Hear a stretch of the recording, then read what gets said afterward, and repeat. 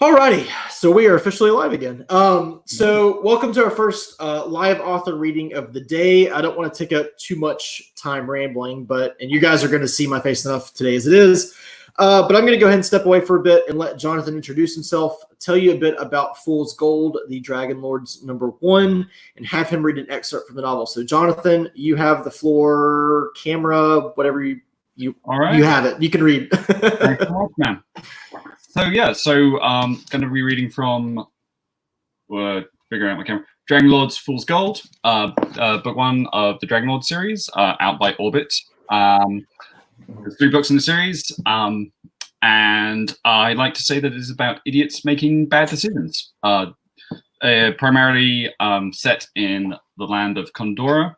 The first book deals with Will, a farmer, and 4 people he meets, 2 about which you'll be meeting today: Let and Balur, 2 mercenaries, Firkin, a drunken idiot, and Quirk, a traveling scholar and magician, and their accidental attempts to overthrow the dragons who rule their kingdom.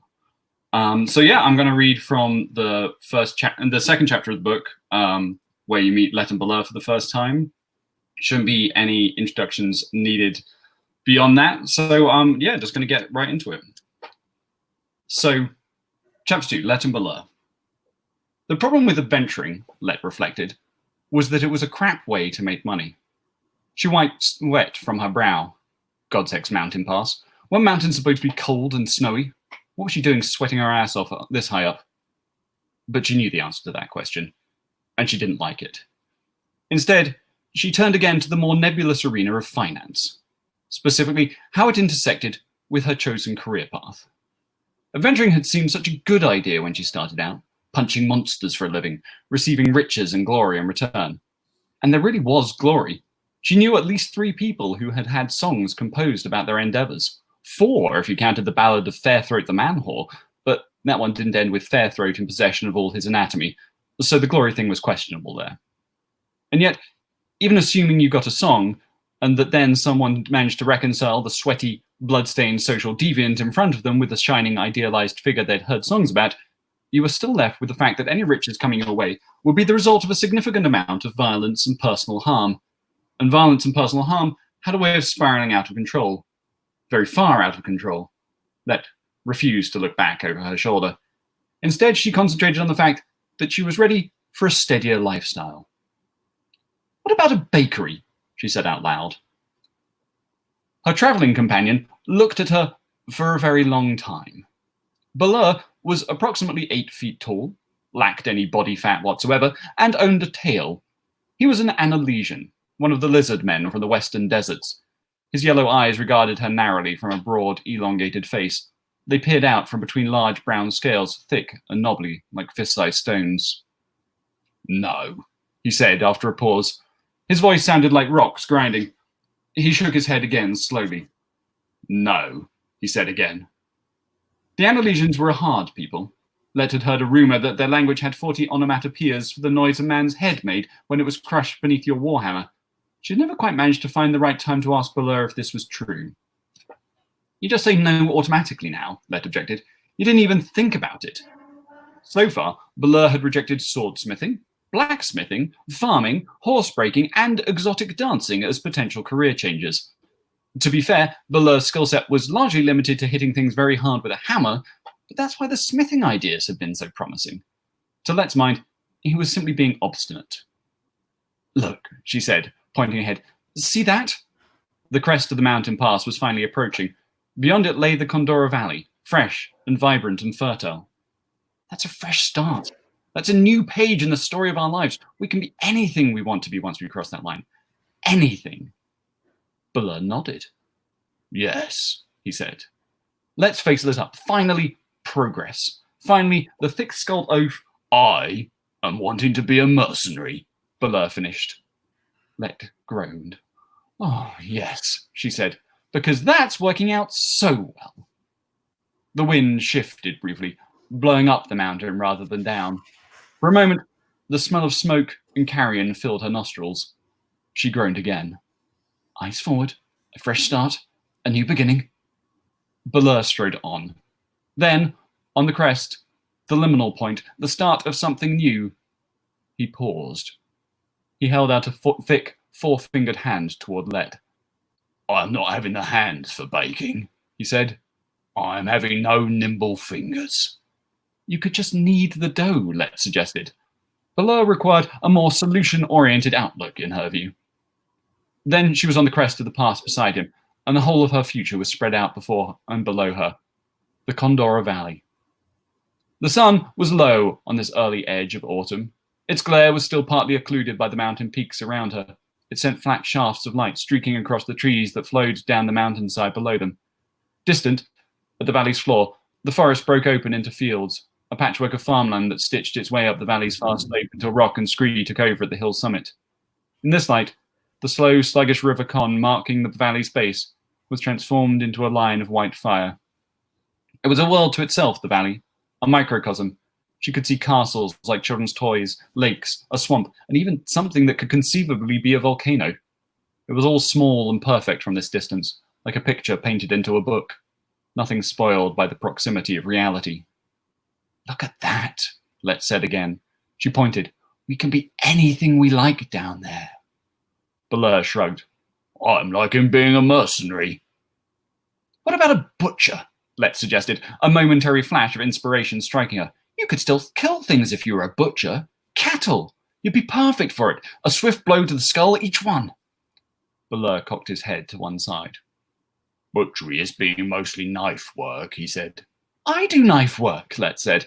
Her fingers flickered, and a knife appeared there, skittered away, appeared in her other hand. You just slaughter cattle.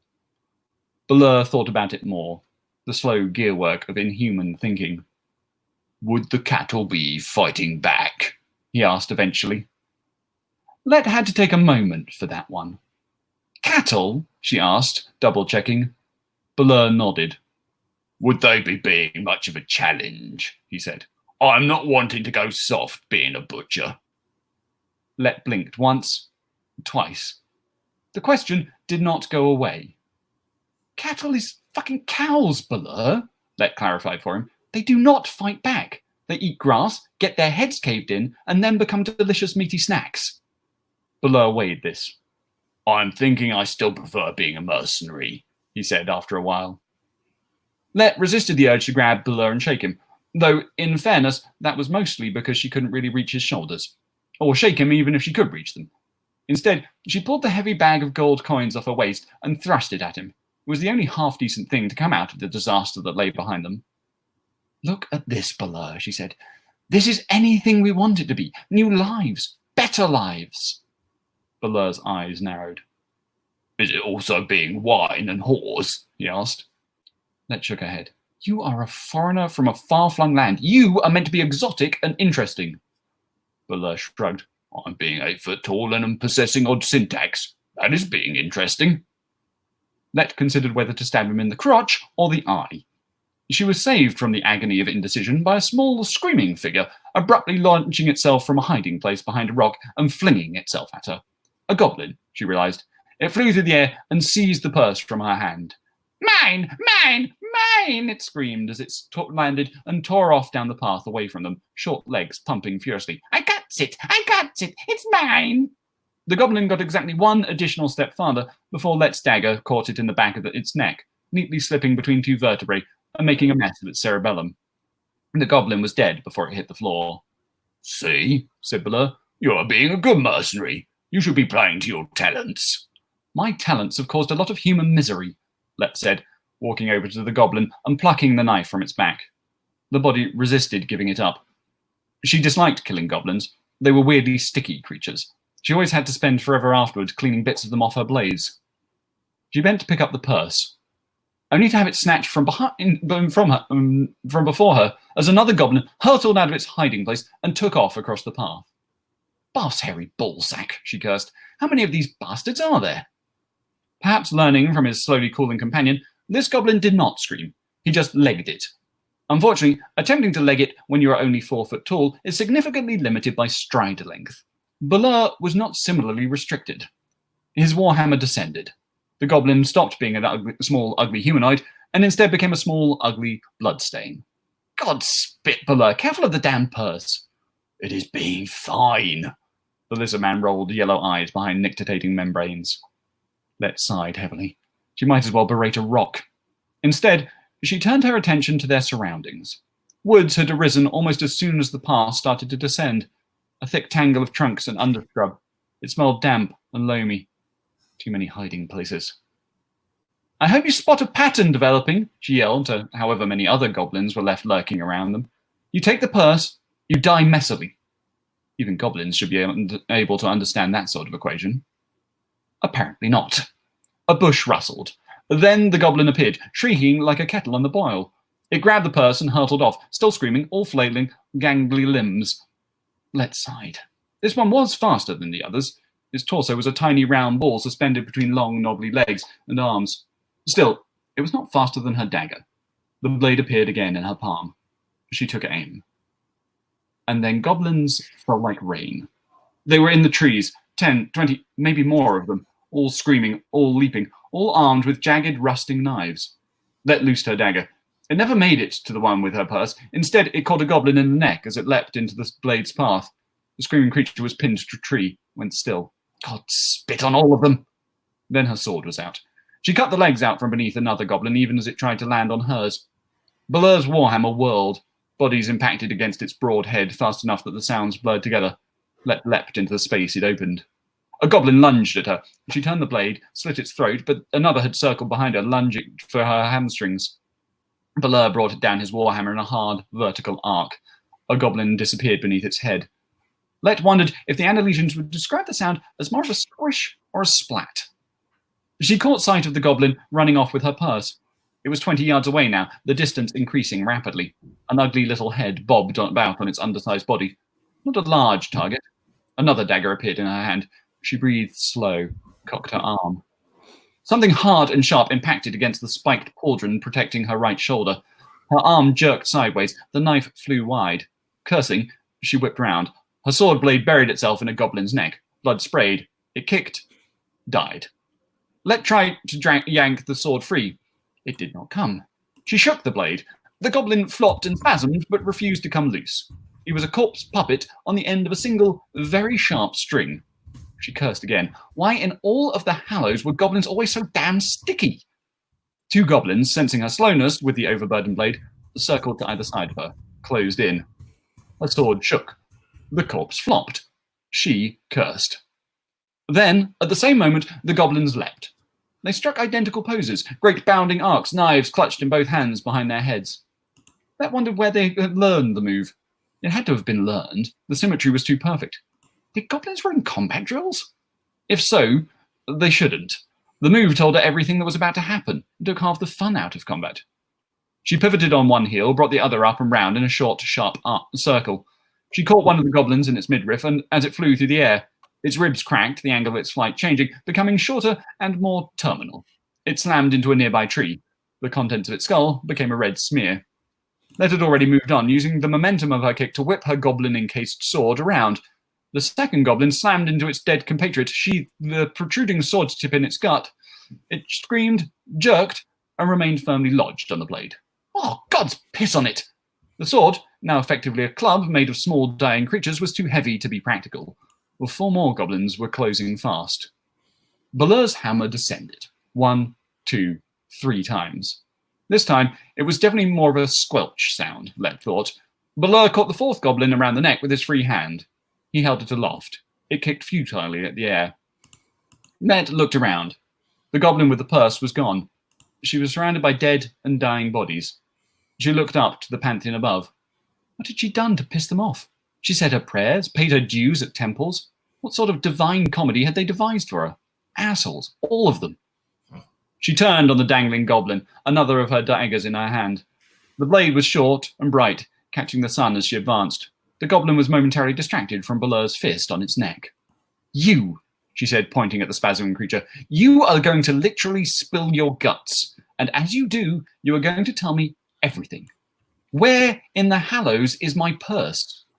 Thrasher, the goblin gasped. Thrasher took it, ran with it. The goblin was the pot-bellied thing. Its skin the same dirty greenish brown she associated with the gastrointestinal aftermath of one of Balur's Annalesian curries. Its eyes were large, round, and dark.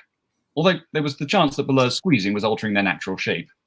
I don't need his god's hex name, Let advanced with the dagger. I need his location. Needed the money, the goblin continued gabbling. For the down payment. Had to have it. Let closed her eyes. She didn't want to know. She just wanted to know where the cursed creature with her purse had gone to, but down payment, Blur rumbled. The goblin twisted to look up at his captor. For bakery, he squeaked. A divine, pissing comedy. Bakery? Blur repeated. He looked at Let. She refused to meet his eye. Oh, yes, the goblin nodded, trying to smile through his evident pain. We think there is a big market for goblin pastries. Very delicate, melt in your mouth. We have very nimble fingers. The goblin took a break from vainly trying to peel Blur's fist open to wiggle a hand at him. The fingers were indeed long and slender. Blur nodded sagely. That is being a good point, that, he said. Nimble fingers are being important for baking. He looked at Let significantly. Oh, give it a fucking rest. Yes, the goblin jabbered, too preoccupied with its own survival to pick up on basic social cues. You see, but money is the problem. Need to have money to buy a bakery for the down payment. High startup costs for bakeries, very high. And the Merchants Guild, they won't lend us the money. Goblins have shitty credit record, they say. Cultural and historical activities not conducive to large-scale financial loans, they say. But we need money to make money. Financial trap, we say. Plutocratic bullshit, we say. Racist fucks, we call the Merchants Guild. And so they kick us out. And now we are here, engaging in cultural and historical activities not conducive to large-scale financial loans. For your purse. For our bakery.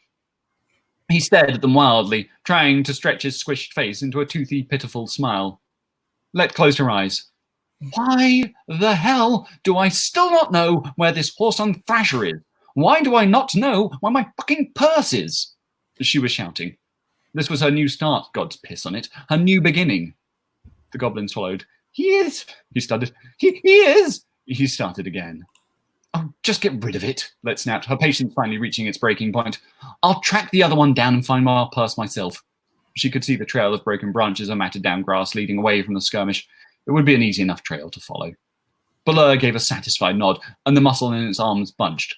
The goblin screamed. Gods, Blur, not like that! He'd been about to crush the goblin's skull. Let pulled at her hair. We are trying to be better people, remember? You are trying. Blur was belligerent. Just throw it away, and I will track this arsehole Thrasher. You can kill him instead, all right? Blur sighed heavily. Fine. With a casual sweep of his arm, he flung the goblin away. Unfortunately, the parabolic flight of the goblin intersected directly with a tree trunk 5 yards away. There was an ugly cracking sound. What was left of the goblin slumped to the ground. Let just looked at Blur. He opted for indignance. What? He rolled his eyes. That was being a genuine mistake. Let sighed as she looked around her. Dead bodies. Blood and carrion. Crows already circling in the air above, their calls long and mocking. A new start. As she stalked deeper into the woods, one word seemed to sum it all up. Shit. And that is about as classy as that book gets. So. I have to agree. Yeah. That's what I spend my time doing. I have to say, I know John Banks narrated the first two novels of the series, and unfortunately, the third novel didn't get the treatment. Yeah. Have you ever thought about narrating the third novel yourself? I have. It is mostly been a time issue. Work and 3 hours of commuting every day, and family have. But he and I have very similar accents, which is pure. Yeah. But, yeah, I was about to say because I can hear his blur in your. No, it's we both have the BBC English, so but yeah. I gotcha. Yeah, I had found that curious because we did a podcast episode several months ago, and just hearing you talk through that, I was like, man, he has a definite Banks vibe going on. I was like, he could totally do that, but I figured timing is definitely an issue because it's pretty good, thick book, and you do have a family and a job. yeah, it's funny because I have an unpublished novel I've been thinking about putting together, but as a podcast. But it's just like my free time is at like 10:30 at night, and the will is not strong at 10:30 p.m. It's just like I could record a podcast, Or I could just play video games for the next hour and then pass Yeah, that, and then you've got to find a soundproof place to do it and not disturb anybody else. And yeah, I can imagine it's pretty difficult finding the time if you're not like full-fledged audiobook narrator. Have you ever thought about going through ACX? I know they do like the share. I have. So the reason there isn't a third audiobook is really the financials of the whole situation. So it's figuring out if it's worth the investment. I think it would be worth the investment if I did it myself. But again, it's just finding the time. So, retirement plans. So yeah. I mean, you've got a trilogy out. I mean,